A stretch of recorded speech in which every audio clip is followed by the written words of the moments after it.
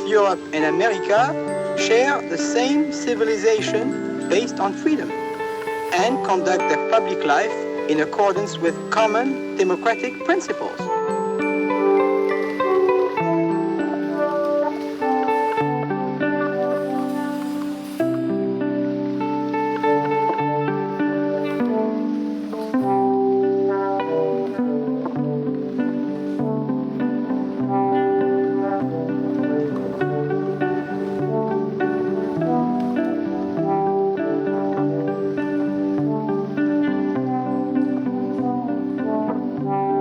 I think the refugee rights was never made for Africans. I would say it was made for the white Europeans because they fought the First World War, they fought the Second World War, they saw the horrors of persecution, and they made something for themselves that they could use.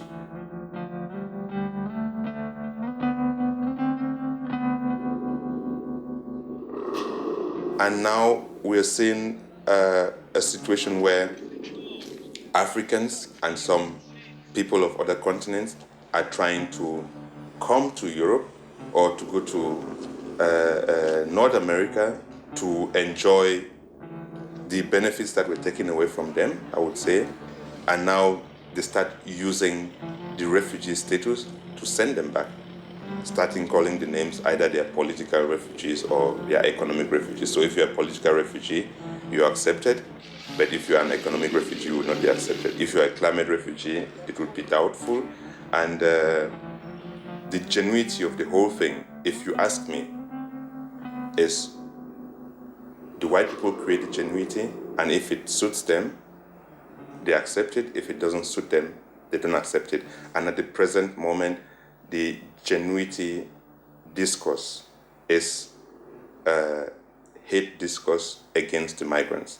The refugee rights thing was in 1951. So during this time, all the African countries were under colonies, and during this time, most African countries had militants fighting against colonialism. So where would they have asked for protection? In America or in Europe? It was never made for them. The women in favelas in Rio de Janeiro, and I was working with the issue of racism, which in Brazil is also very strong, although the country sells an image of being very democratic in regarding to racism. It's not true. So when I came to Germany to show this other film and decided to stay, I was going to work on a documentary about migration.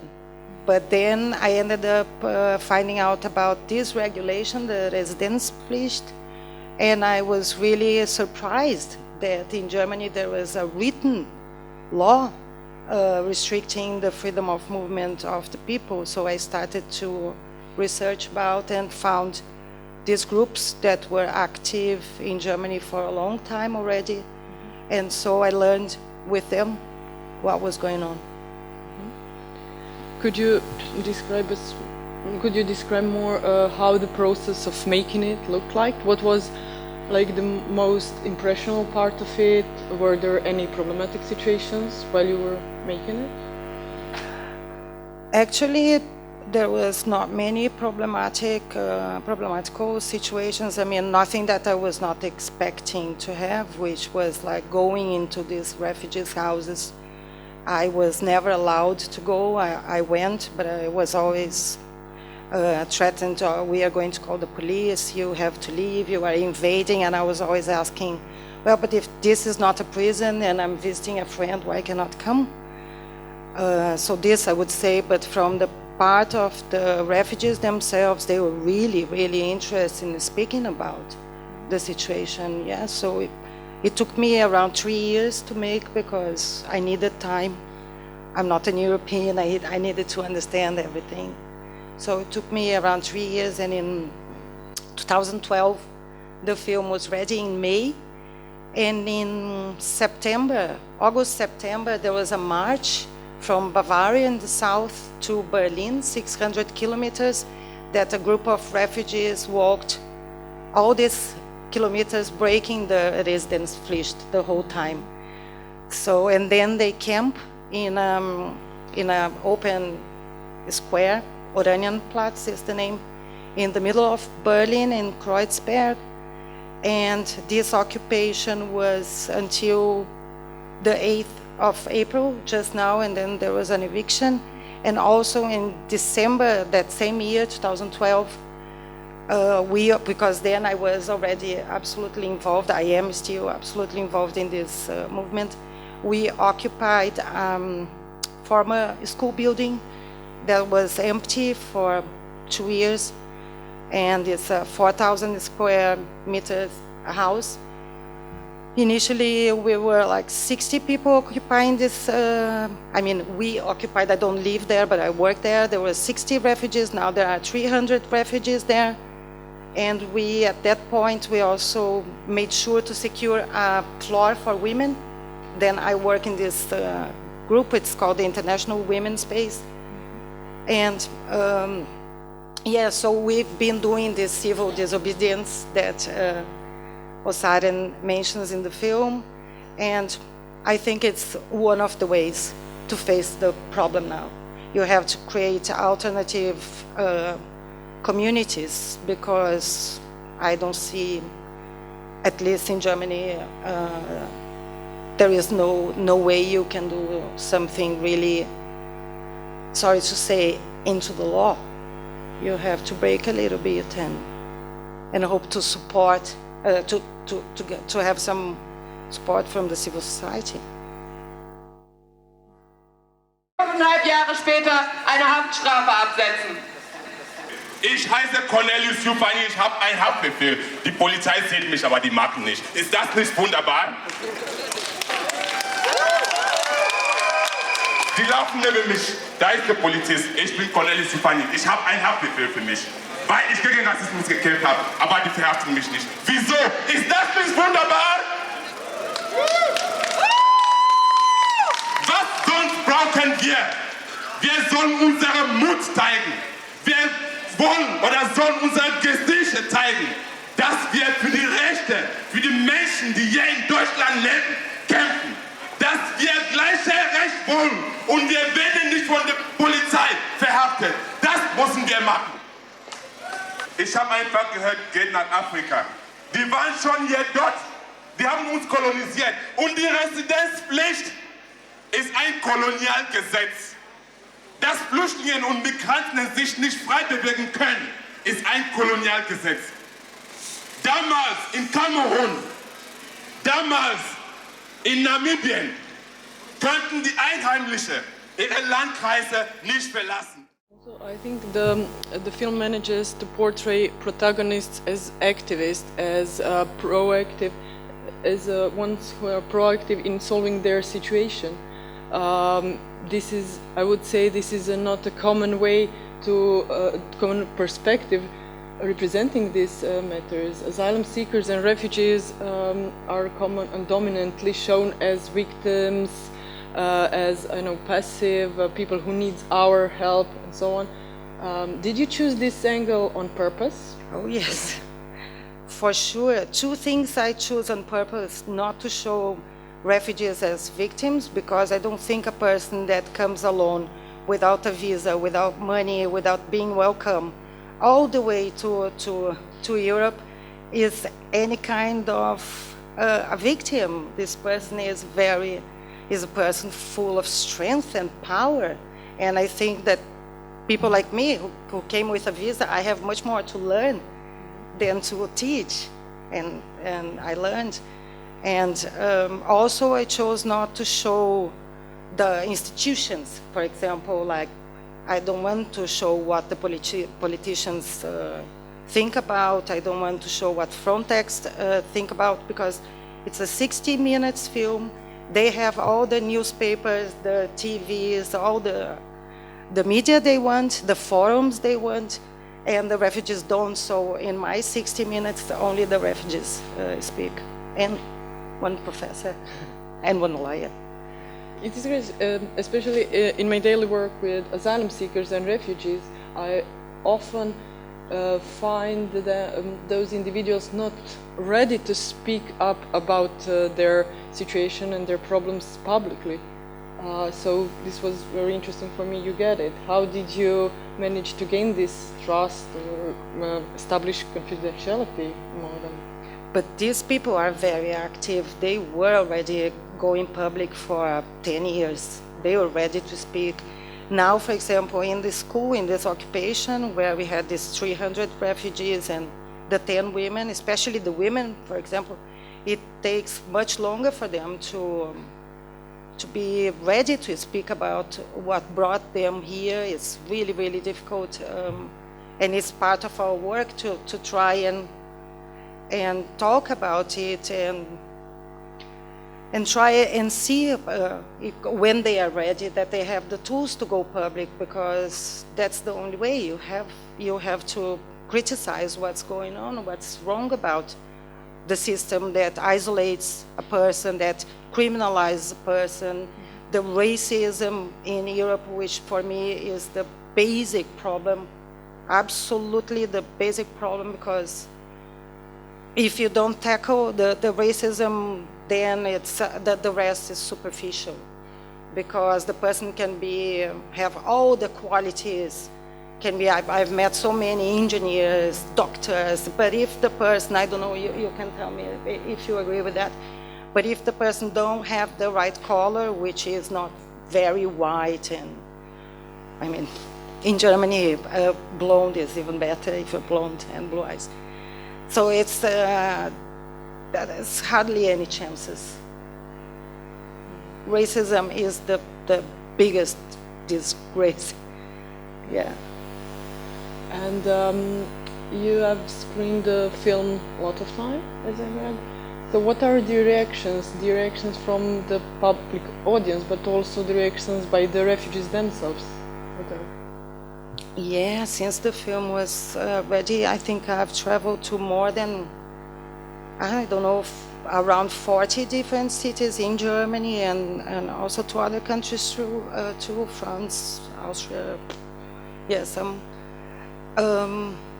It really varies from city to city, from cities that have a little bit of contact with migrants to cities that doesn't have any contact. And the refugees themselves also varies. It depends on in which stage of the asylum procedure they are, because I understand that for some people that have just arrived, to get a house and to get some benefits in Germany looks attractive, so people don't see the size of the problem. It's more likely that a person that has been waiting for an answer about their asylum procedure for more than 2-3 years, that they start really realizing what these people are talking about. Because in the beginning, it's not so scary. It seems that you are somehow being supported, that maybe you have a chance. But actually in Germany, it's 1% of the people who applies who are granted asylum according to the paragraph 16a from the Constitution. And so the chances are minimal. I mean, in all these years I've been now, since 5 years, working with it, I met many refugees, and in the house, as I say, where I work, there are 300. I met only 2 people that in this period were granted asylum. Do you know maybe the statistics? I think 2013, it was the applicants for asylum in general. I think it was 100,000 applications. The results of who was granted asylum according to the 16a paragraph or to the protection of refugees, I think from 2000, they only have from 2011. I think it's this, the 1.1%, and then I think 8% or a little bit more under this protection, which is not actually asylum. The person is not recognized as a refugee, but it's minimum. In where I work in this house, everybody had already their their, what is Antrage, request denied. So they're all trying again. And of course, there are many people on deportation as well. Yeah, no, with the guarantees of the Refugee Convention, the 1951 Convention, and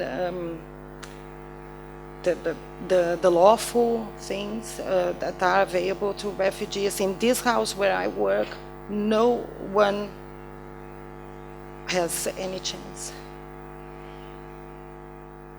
Apart from resisting, of course they have a chance. And I think we have been building this chance because we are in the middle of the society, not isolated in these houses. So we are constantly in the media, in the public eye. We have support from the neighbors around the school. And this, I think, is the only way to try and make a difference. Yeah. And what kind of activities are provided there in this house? Everything, like we have from legal support, we have a team of lawyers that come 3 times a week for the whole house. For the women's space, we have a team of women lawyers only for them. We have German classes, of course. We have psychological support, psychologists for the women. We guarantee that access. We have also doctors that come every Saturday for the whole school, a team of doctors. We have food supply also that come every Saturday also. And then we have lots of projects that approach and offer all sorts of activities from theater to music. And, yeah. Thank you. Branko, we saw the situation in Germany, the conditions in which asylum seekers live. Also, we heard now what is going on in this house with asylum seekers. So, could you tell us about the Croatian situation? And can you compare these two systems? Hello to everybody. First, you hear me good? Okay. I'm working in center. Maybe I don't need a microphone. I can yell. First of all, I don't know how to compare these two systems because I don't know anything about German system, just from this documentary and maybe what I heard from my colleagues in Germany. First, I'm working in Croatian Red Cross. I'm not working in ministry. I don't know many about laws. I'm not theory man. I'm working only in practice, only with asylum seekers and people who get some kind of protection, of course. I think that Croatian system is better. We Croats always think that we are better. I don't know, maybe because we don't have so many people in Croatia. I think in Germany have many asylum seekers and maybe because of that they have big problems. I really don't know. What can I say? I think that our system is now is better than before. And Celestin will tell you much more about that because I'm working there, I can be objective about it. But I think that we are working very well now. I'm working at Croatian Red Cross, we work every day with asylum seekers and they are very good. We don't have any problems. Now we have most people from Nigeria and Arab countries and we don't have too many problems. I don't know about percents people get asylum. I think it's much higher now when we are in European Union than before. But I think that's the best thing that Celestin can tell you. And I'm so sorry that we are speaking on English because we learned Celestin and my colleagues and we are from Red Cross very well Croatian. I'm sorry that he must speak on English now.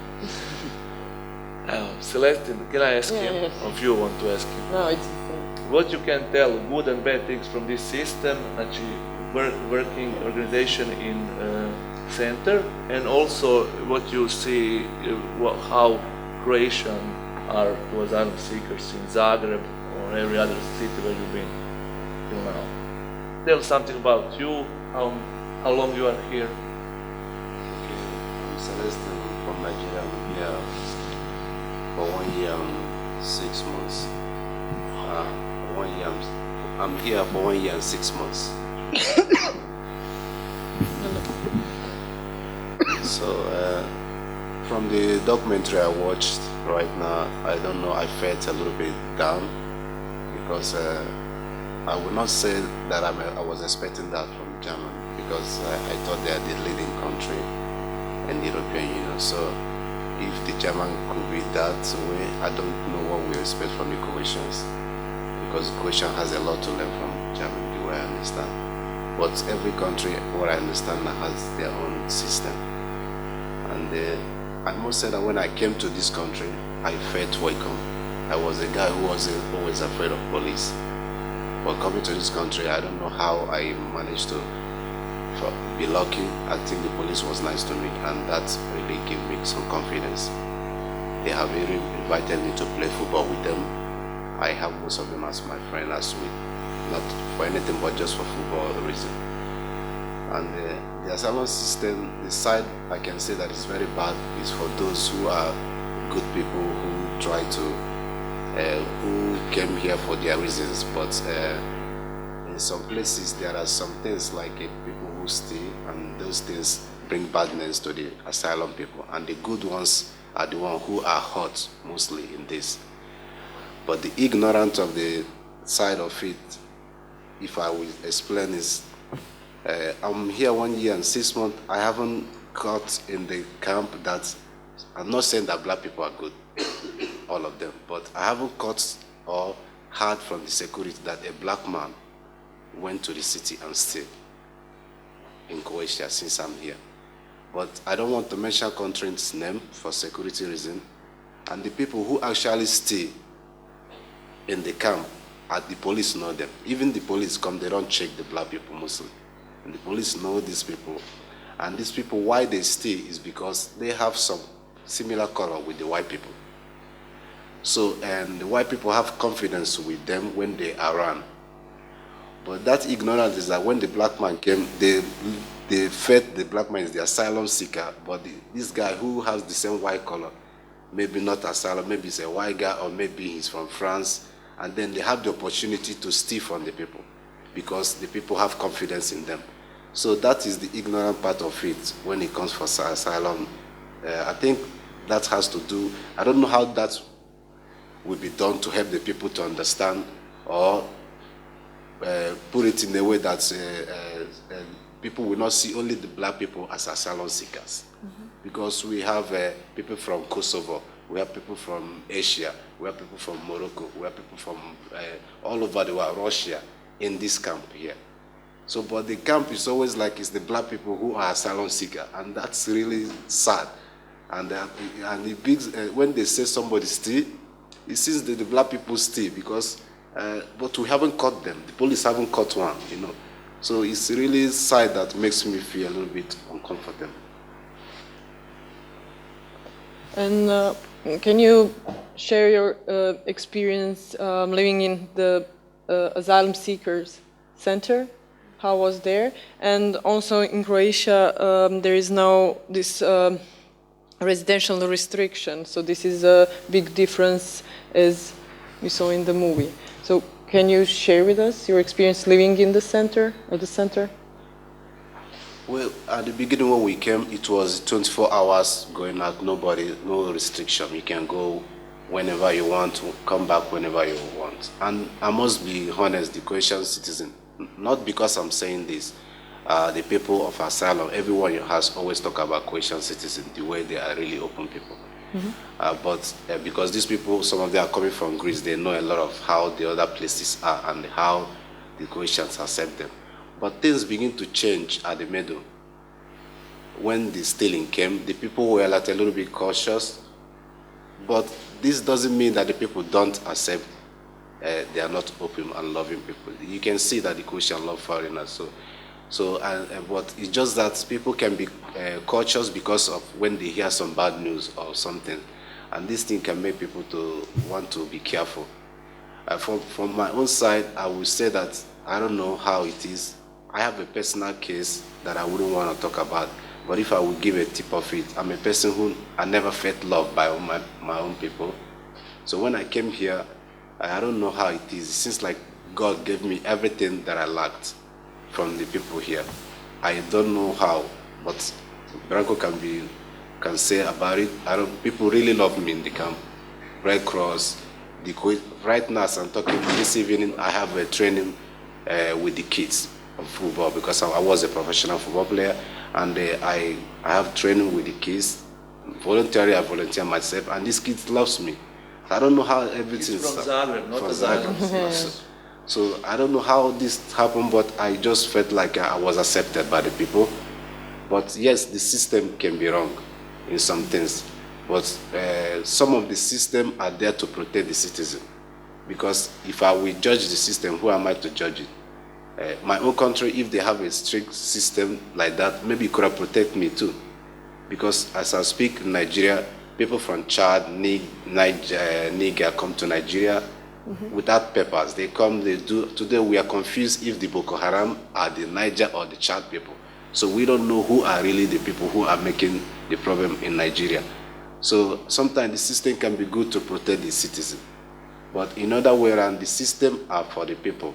So the government sometimes have to look into their soul and try to make some things that could be good for all humankind. Thank you. And maybe my last question for now, it's for all of you. What do you think? How can we avoid or prevent the situation similar in Germany? So, as we heard, in Croatia is not so strict, restrictive in this legal way. But what do you think? How we can prevent this happen? I don't know, because I don't know if Croatia is supposed to get into the Schengen room soon. In 2 years. When this happens, then Croatia will definitely be part of a bigger route of refugees coming. And then the Dublin, now the Dublin III, which is the regulation for the common asylum, European asylum law, that says that the person can only apply for asylum in the first European country where the asylum seeker arrived.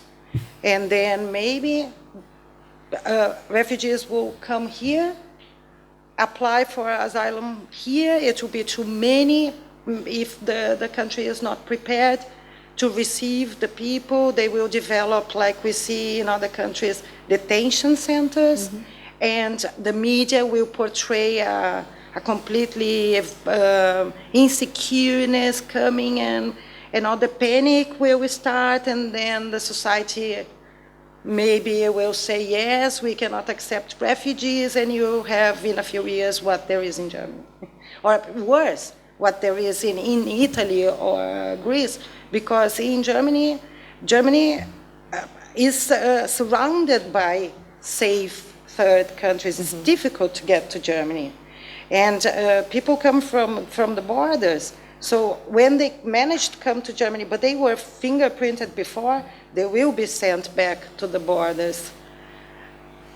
Here, I don't know how we can do. I think the best way is to create spaces like this and start to prepare yourselves, because once you are in the Schengen, you have to accept the Dublin III. And we already accept that. Yeah. It's all implemented. I can only say that we must work with local community much more, and we must teach asylum seekers Croatian language. I think that is the biggest thing, because when they get asylum or another kind of protection, they don't know Croatian language. Who will employ them? And we must, I don't know how to say, we must see their potential in some things. We must work with that people. Every day I talk with them, and many of them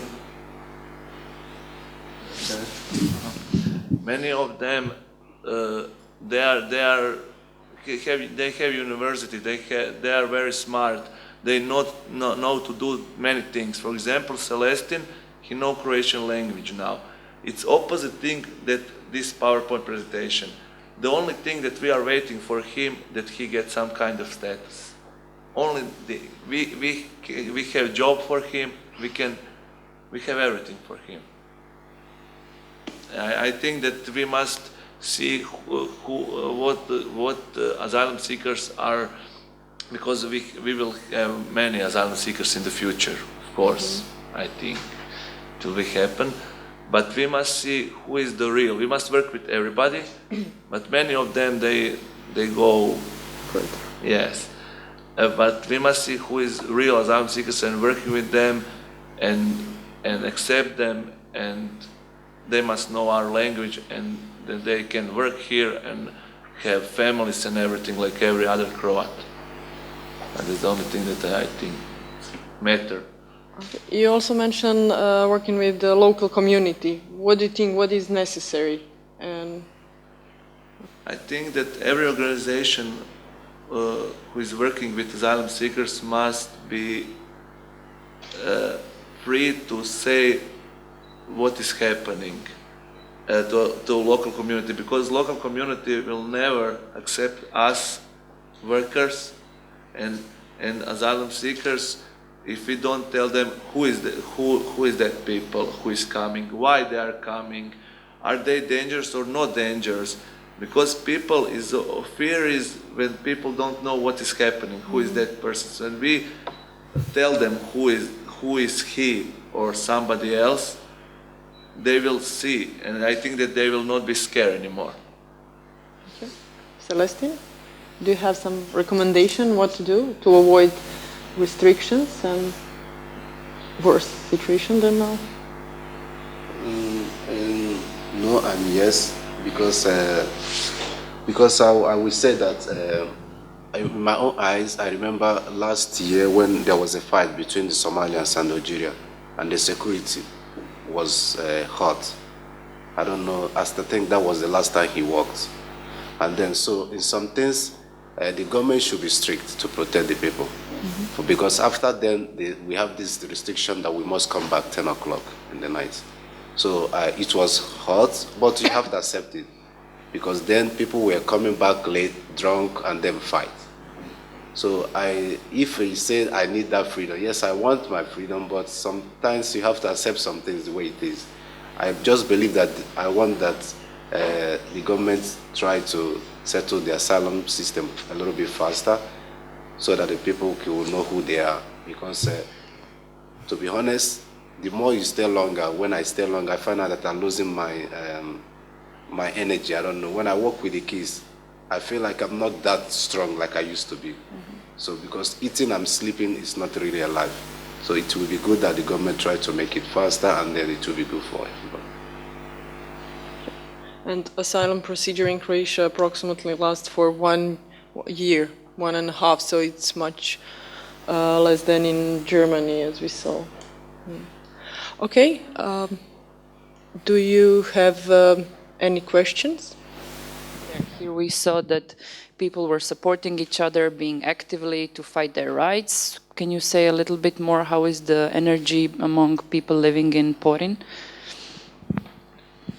At the early last year, it was a little bit bad, because then there was no much organization, and then the asylum seekers was too much. We were up to 500 then, and the Red Cross were trying all they could. It was not much they could do, because the people were too much. Even the MOOP, they tried as they could, because when you have 500 people in such a small place, the energy was bad. But as time goes on, things has changed, you know. A lot of activities has come. Red Cross have provided so many things. The CMS has started coming, teaching the people too. So some things have really changed. The people are feeling different than before. I can say that people do not fight like they used to be. Maybe because of the activities. People, when you have something to do, after that you can sleep. play sport, football, or go to a Croatian school. So a lot of things have changed recently. Thank you. Goran Kalalić-Novak from the Law Faculty. I have one general question or comment, maybe asking you for a comment. So here in Croatia we have quite homogenic society. We are almost all white, 99% are white, 90% are Christians. So I was wondering your opinion about whether this is a strength or weakness for a developing open society for the refugees and immigrants. Whether we, now as a homogenic society, can develop, and how we can develop as a more open society. Is it our weakness or strength at this point? This more rhetorical question, I would say, philosophical, not the real question. I don't see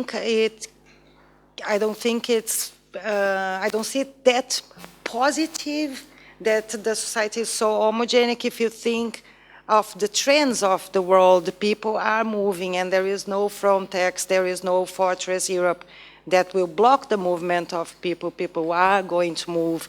So, but I really cannot say that if being an homogenic society is good or bad, but maybe feeling so homogenic can be a little bit dangerous, because when some threat from outside comes, people say, we are so homogenic, we want to keep this homogeneity, we like the identity she was talking about, and then in order to keep some sort of identity against what it will look like an enemy, people can really turn into,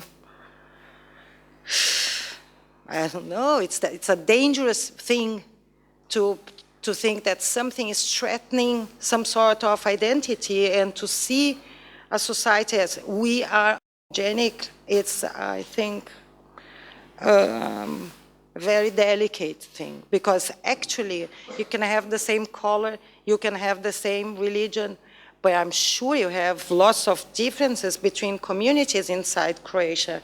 And the history of the former Yugoslavia tells that also. So, yeah, I think it's important to be aware of racism always, because this is what keeps the world very backwards, because it's pure ignorance. It's absolutely ignorance, so I don't think any country can consider itself civilized or modern if it keeps being being racist. So I think people have to work on this direction, because foreigners, foreign-looking people, refugees, asylum seekers, they will come very soon in big numbers. My name is Anna Gansbergen. I'm from the University in Bochum in Germany, and I would like to ask you, Celestin, why did you choose Croatia as your country of destination? Maybe you can share your history, your migration story with us. It would be very interesting. Thank you. First of all, thank you for the question. I was a professional football player. I was playing first league in Nigeria, and I was playing first league. I played first league in Europe before. So when I went back, I was playing first league again in Nigeria.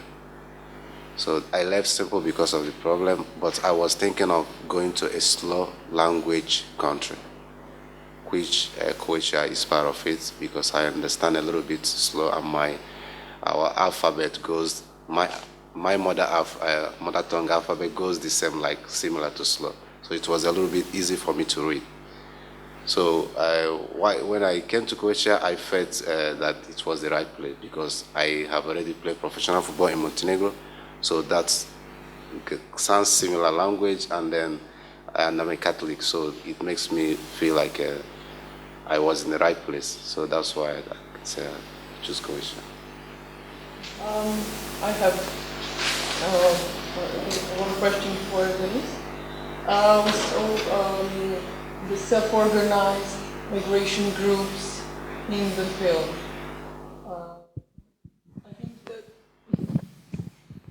in my opinion, their role is very important, also because they can speak for themselves, and as I mentioned before, it gives them opportunity to be active and proactive in solving their situations. In Croatia, we still lack of this kind of organizations, and 2 months ago there was established first organization. It calls DAH, Društvo Afrikanaca u Hrvatskoj. I'm very sorry that no one from that organization is not today with us, but I wanted to ask you your experiences with these kind of organizations. I'd say they are absolutely necessary because they are the ones who have been through the whole process. They are the ones is still going through the everyday racism. They are still the ones being directly affected. So they are experts on this matter. There is no one else can speak for themselves. No, I can work for my whole life and still I cannot speak on behalf of any refugee. So I think it's very important that the groups exist because then we can really learn. Because other way, there is no way to learn what's going on if it's not with the people that is going through. I don't see any other way. We can develop all sorts of theories, make all sorts of films, but still, the person who is there knows better. So a self-organized group is essential.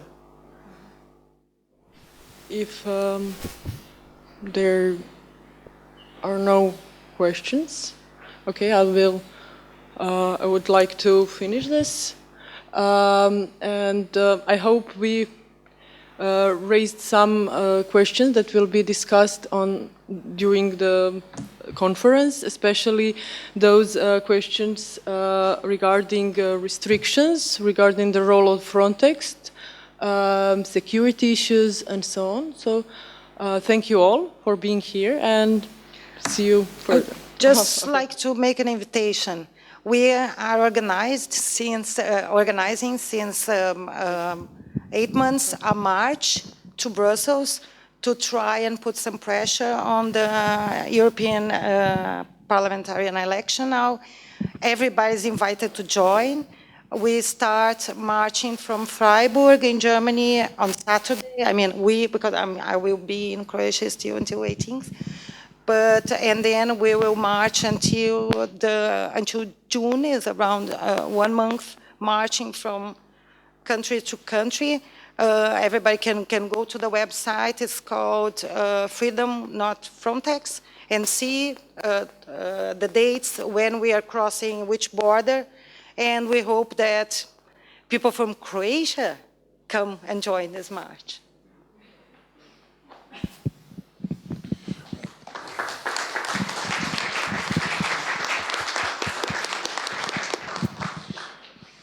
Okay, thank you all for participating in this conversation, particularly Celestin and Denise, who shared her work with us. In the 15 minutes after a very short coffee break, we will continue to focus very narrowly and more precisely on the issue of restrictive rights on asylum seekers. So it will be more expert policy debate, and I hope you did enjoy this kind of introduction into the topic after the screening of the documentary. So in 15 minutes, let's say at 1 o'clock, we are continuing with the debate on asylum seekers.